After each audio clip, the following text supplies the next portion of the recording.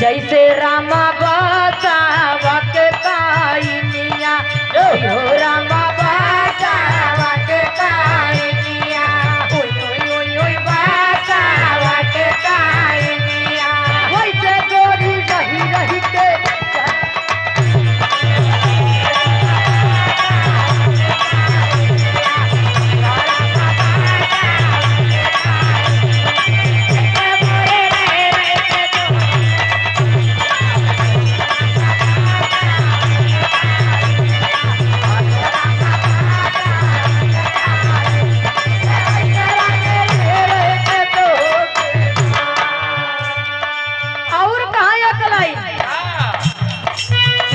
जी न जइया हो गुरु बाबा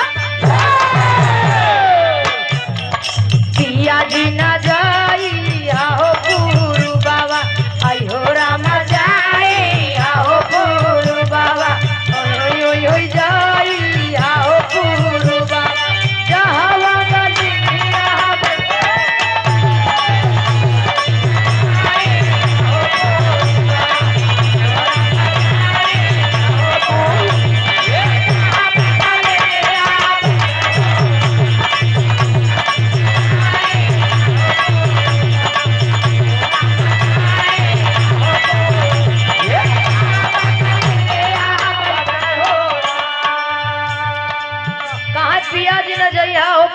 जहाँ बगलिनिया बसो तो दुल्हावा कहे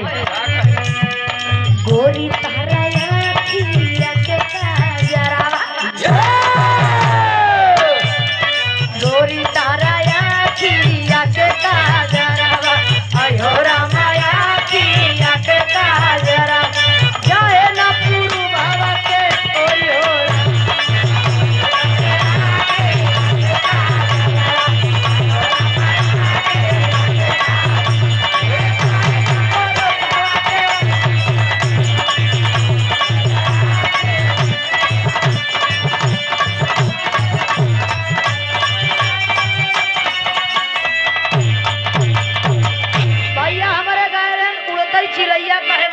मनाऊ हमारे माताएं बहनन के गीत कहाँ एक माताएं बहने गावत है। अरे वाह माताएं बहने एक नहीं एक गावत है। देखा हम बतावत बतावा अरे कहे कब यार दुल्हन के दुल्हा परदेश में रहे दुल्हनिया फोन लगा का हेलो का हो तोरे समझ बनाया हुआ था बताओ इतने दिन से परदेश में डटे यहाँ हमार का हाल हो जात है लागत में तोहार दूसर चक्कर दुल्हनिया का है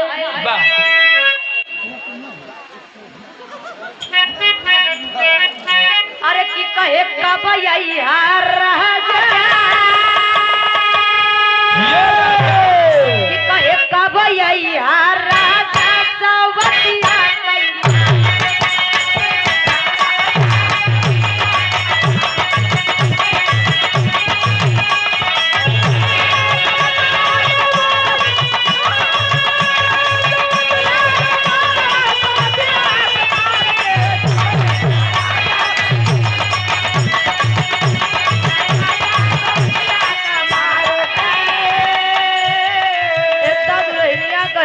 तो दुल्हावा कहे कि कल यहाँ रहनी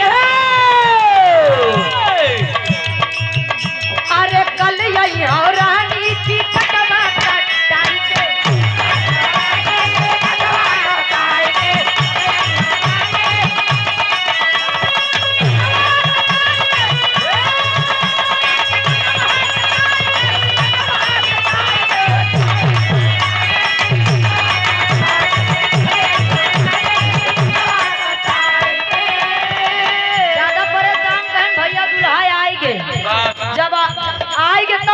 कहे कहे मई खाड़ी गीत का हमार माताएं बहने गाँव जब दुल्हवा आएगा तो बड़ा प्यार से कहत बा अरे कि कहे मई खाड़ी देखूं अरे कि मई खाड़ी देखूं बलम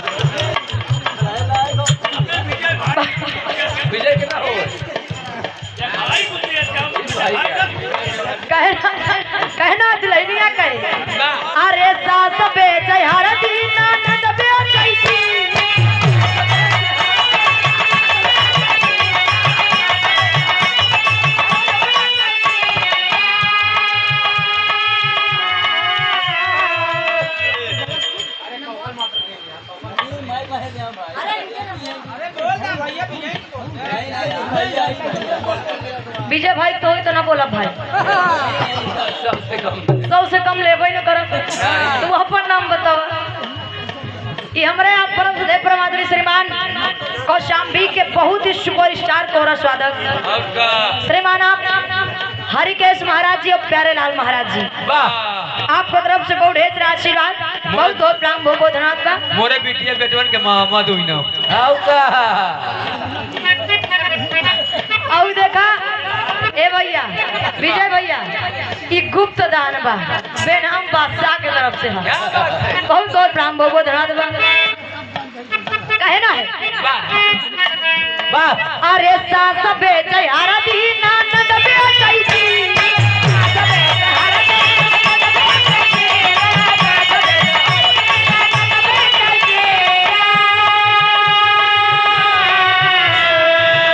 अरे मई बेचौ धनिया काहे मई बेचौ धनिया बल मारैया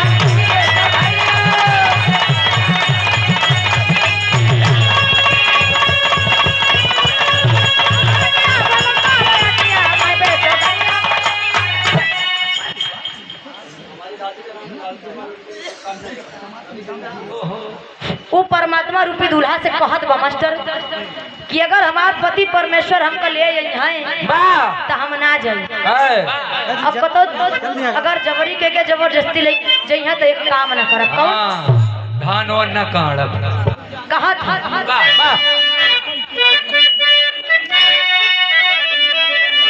आई है आनवैया, क्या बात है, आई है आनवैया हमारो सैया हम जावैया।